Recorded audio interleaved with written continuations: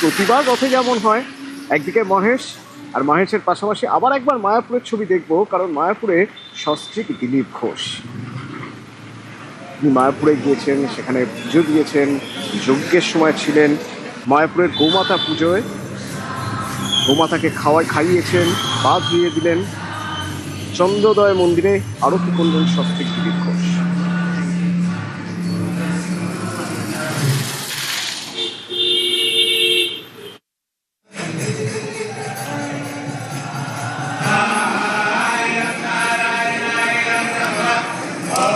আমি এর আগে বহুবার এসেছি, থেকেছি, তবে প্রথমবার সপরিবারে এলাম এবং নতুন সরকার হওয়ার পরে এলাম।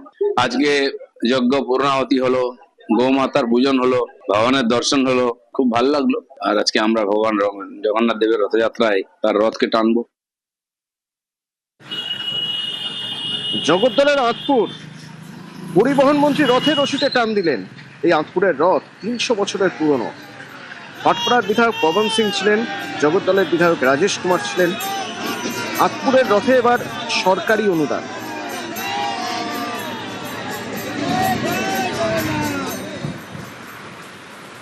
রাজবাড়ি নামে এই পুজোটা হতো, রাজারাই করতো। এবার আমাদের গভর্নমেন্ট 5 লাখ টাকা করে 100 বছরের উপরে যে রথ আছে অনুদান দিয়েছে।